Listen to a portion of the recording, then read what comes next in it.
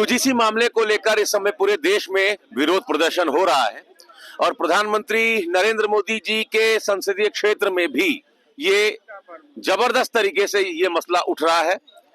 इस समय हम वाराणसी के सर्किट हाउस के ठीक सामने हैं। ये जो तमाम लोग हैं ये कल से यहाँ बैठे हुए हैं।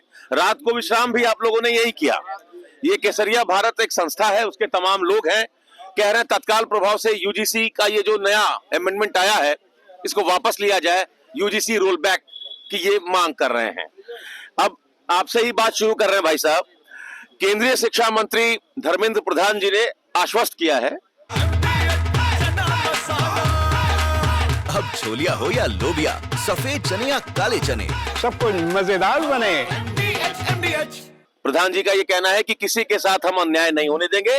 कोई भी वर्ग हो उसके साथ गलत या कुछ भी गलत नहीं होगा, कुछ भी उनके साथ ऐसा नहीं होगा जिससे उनको सड़कों पर उतरना पड़े। वो निश्चिंत रहे, न्याय होगा। केंद्रीय शिक्षा मंत्री की बात से आप सहमत हैं? बीजेपी को आप क्या कहते हैं? भारतीय जनता पार्टी। हम कहते हैं भारतीय झूठा पार्टी, भारतीय जुमलेबाज पार्टी। 15 लाख रुपए कितने लोगों के अकाउंट में आया है? कौन कौन है भैया 15 लाख रुपए का सेवन करने वाला है? कौन से बात पे विश्वास कर ले हम? अब आप हमें बताइए। आपका नाम क्या है सर? मेरा नाम शिवम उपाध्याय। उपाध्याय जी, पिछले 11 साल से 2014 से तो हम देख रहे हैं, 12 साल हो गया, 26 हो गया, 90% से ज्यादा सवर्ण बीजेपी के साथ है। 14 में, 19 में, 17 में, 22 में, ठीक है। और आज आप ये सवाल खड़ा कर रहे हैं कि भारतीय जनता पार्टी नहीं, भारतीय झूठा पार्टी है।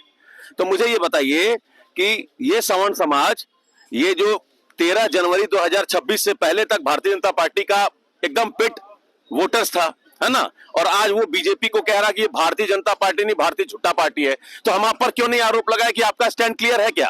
सर 12 साल से आप बीजेपी के साथ। ये भारत ही एक ऐसा देश है, हाँ, जहाँ पे नेता का चुनाव आदमी एक अनपढ़ हो, बाहुबली हो, हाँ, मतलब मारने काटने वाले लोगों, ऐसे लोगों को चुनकर आगे बढ़ा देती है। ठीक है। अगर हमारा आप व्यक्तिगत विचार लेंगे तो हम ऐसे कतई नेता को नहीं चाहते जो भारत देश के किसी भी एक संवैधानिक पद पर बैठ जाए। मैं ऐसे हर नेताओं का विरोध करता हूँ, फिर चाहे वो किसी भी दल के राजनेता हों। तो अगर सवर्ण समाज अपने आंखों पर पट्टी बांधकर हाँ, वही अपनी महबूबा की तरह 14 साल से मोहब्बत कर रहा था, हाँ, तो आज महबूबा ने धोखा दिया है। धोखा दे दिया। अब जब धोखा दिया है महबूबा ने, हाँ, तो उसका परिणाम ये सारे लोग बैठ के भुगत रहे हैं। मेरी बात अभी 5 मिनट पहले यहाँ पिंडरा से बीजेपी विधायक अवधेश सिंह की प्रेस कॉन्फ्रेंस थी। हमने उनसे ये सवाल किया कि पेड़ के नीचे बहुत से लोग बैठे हुए हैं सवर्ण समाज के, जो यूजीसी के इस नए कानून के खिलाफ प्रदर्शन कर रहे हैं। आप चलकर उनसे बात कर लीजिए।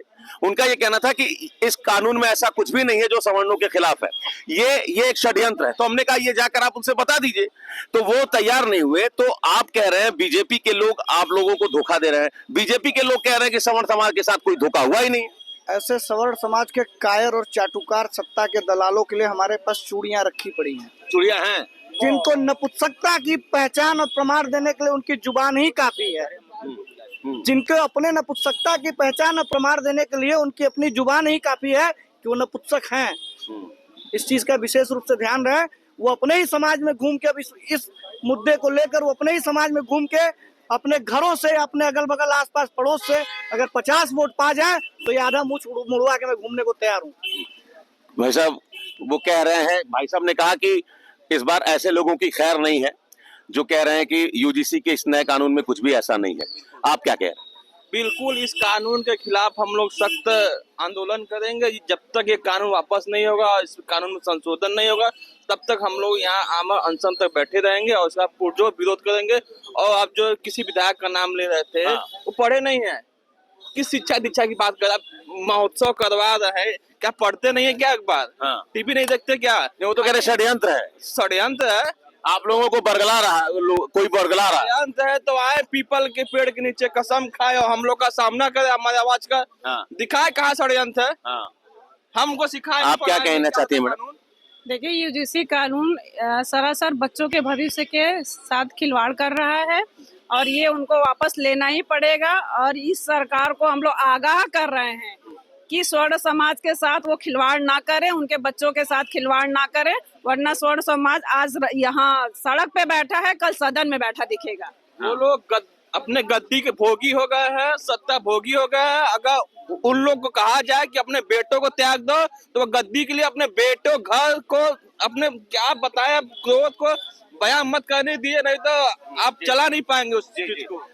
ये बताइए सर कि ये कहा जा रहा है कि सरकार चीजों को समझ रही है और बहुत जल्दी सबको समझा लिया जाएगा और जनरल कैटेगरी के बच्चे भी बिल्कुल निश्चिंत रहे, उनके साथ दो व्यवहार नहीं किया जाएगा, सौतेला व्यवहार नहीं होगा। सरकार बार बार आप लोगों से आग्रह कर रही है कि आप लोग निश्चिंत रहें, आप लोग शांति बनाए रखें, संयम रखें, हम सब कुछ देख रहे हैं, समझ रहे हैं। सरकार समझ रही है, हाँ। लेकिन जनता नहीं समझ रही है। जनता जो समझ रही है सरकार समझा नहीं पा रही है। हाँ। और वही समझ रहे हैं जो जी हाँ, मैं आ रहा हूँ, एक बार खत्म कर लें आप। हाँ। और सरकार समझा भी नहीं पाएगी क्योंकि सरकार गलत है। सरकार गलत है। हाँ। क्यों भाई साहब, गलत है ना सरकार गलत है। अरे सरकार इस मामले में सीधा गलत है और नरेंद्र मोदी जी और हमारे विधायक पिंडरा जी को अगर यह लग रहा है कि इसमें कुछ गलत नहीं है तो यह बात जनता के बीच में बिल के साथ आकर के बात कर सकते हैं क्या? हाँ। ड्राफ्ट जो है हाँ, अभी हमारे विधायक जी अब शर्मिंदा भी हूँ कि उसी विधानसभा का मैं निवासी हूँ। जी। हाँ। और इसलिए भी शर्मिंदा हूँ कि प्रधानमंत्री का संसदीय क्षेत्र भी यही है। प्रधानमंत्री के रूप में उन्होंने जो कुकृत्य किया जिससे पूरा देशवासी अब झेलेंगे, अगर यह बिल वापस नहीं होगा तो कई पीढ़ियां इसका दंड भोगेंगी। और एक महोदय जी हमारे विधायक जी अभी कहे कि हम ड्राफ्ट नहीं पढ़े हैं। हाँ। और 5 मिनट में दूसरा मीडिया वाला पहुंचता है तो बोलते हैं कि इस बिल में ऐसा कुछ है ही नहीं। तो पहले आप देख सकते हैं कि हिम्मत नहीं कर पा रहा कोई भी सामने आकर बोलने का। देखिए, अगर चूंकि ये बिल एक्ट पास हुआ है और हम लोग कानून की भाषा समझते हैं। हाँ। कानून की परिभाषा ही यही होती है कि कोई भी बात साक्ष्य में कीजिए, लिखत पढ़त में कीजिए। हाँ। ना कि आप हमें ये सांत्वना दीजिए। हम सांत्वना के मोहताज नहीं है।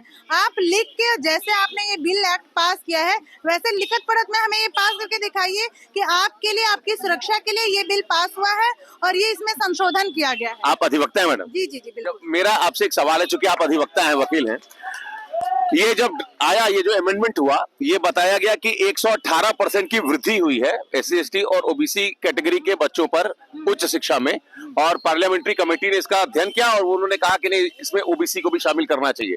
तो ये जो सरकार का पक्ष है कि उच्च शिक्षा में SC ST और OBC कैटेगरी के बच्चों को इस तरीके के उन पर जो अत्याचार हो रहा है उससे बचाने के लिए ये कानून, उसमें संशोधन है, इस पर क्या कहेंगे? देखिए, वृद्धि का आंकड़ा मैं बता रही हूँ, आंकड़ों को किस तरीके से प्रस्तुत किया गया है। आज अगर 6 लोगों के साथ 6 शिकायत दर्ज हुई, अगले साल 6 दूनी 12 शिकायत दर्ज हुई, तो आप उसको दोगुना नहीं कह सकते। आप आंकड़ा उसमें से निकालिए ना। यहाँ पे विद्यार्थियों की भी तो वृद्धि हुई है। अगर उस आंकड़े को निकालेंगे तो उसका प्रतिशत निकलता है 0.0018। आप इसको जाके सर्च कर लीजिए। तो प्रतिशत आप इस मापदंड से निकालेंगे, ना कि अपने हिसाब से निकालेंगे। मतलब सरकार आंकड़ों की बाजीगरी दिखाकर और ये एक कैटेगरी के साथ सौतेला व्यवहार कर। बिल्कुल। और आप ये कैसे निर्धारित कर सकते हैं कि सिर्फ सामान्य समाज ही बाकियों के साथ ऐसे दुर्व्यवहार करेगा? क्या OBC ST SC के साथ नहीं कर सकता? क्या ST SC आपस में नहीं कर सकता? सबसे ज्यादा समस्या तो महिलाओं के लिए है। हम लड़कियां वैसे ही परेशान हैं, वैसे ही बाहर निकलने के लिए रोज संघर्ष करते हैं, और आपने एक नया हथियार दे दिया। जाहिर सी बात है, कहीं न कहीं रंग और बाकी चीजों का थोड़ा सा तो अंतर होता ही है सवर्णों की बेटियों में और इनमें।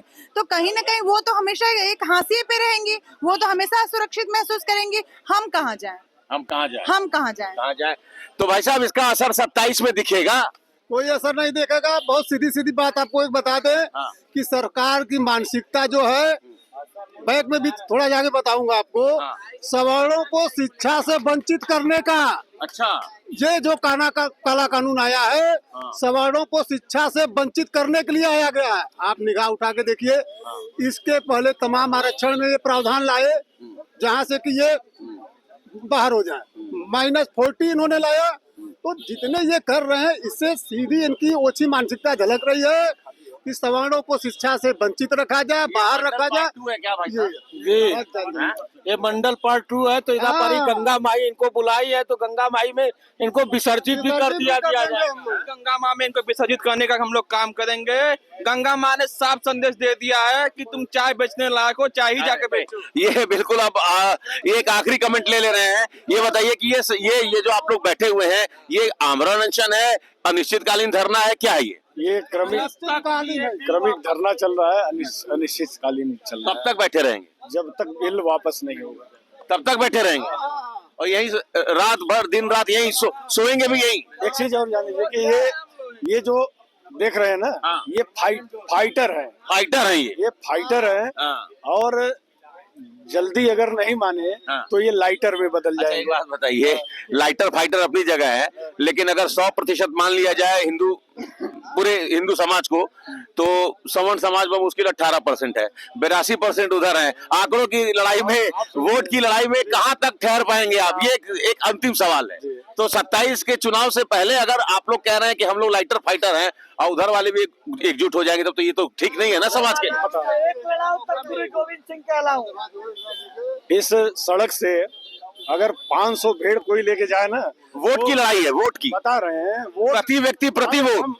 हम अपना सत्ता चलाएंगे ना, हम अपने हिसाब से चलाएंगे। जब बात उस पे आएगी तो सत्ता हमारे हिसाब से होगी। ये वोट की राजनीति नहीं होगी। ये जो फैसला है, ये वोट की राजनीति है। आप मानते हैं 27 के पहले, यूपी चुनाव के पहले, ये एक मास्टर कार्ड है, ये एक मास्टर स्ट्रोक है। ये सवर्णों के साथ अगर घात होगा, विश्वासघात होगा, तो सवर्ण भी अपनी रणनीति बनाएंगे। हम राजा थे, हम फिर राजा बनेंगे। ये मानसिकता है, इसी मानसिकता को तो, यही तो मेन मानसिकता जड़ है। हम राजा थे। अरे लोकतंत्र में कोई राजा नहीं, कोई प्रजा नहीं। आप जान लीजिए कि आज लोकतंत्र की अगर चर्चा होती है, तो राम का लोकतंत्र सबसे बढ़िया था। राम राज्य ना, तो वहाँ राजतंत्र था, वहाँ लोकतंत्र नहीं था। तो वैसा ही हम लोकतंत्र फिर स्थापित करेंगे। राजा देखेगा, सत्ता को राजा समझेगा। 4 लाइन के स्लोगन के संग इसको मैं खत्म करना चाहूंगा कि ना हम चुप रहेंगे, ना सर झुकाएंगे, ज्ञान के मंदिर को बाजार न बनाएंगे। यूजीसी बिल याद रखे, ये अंतिम संदेश है।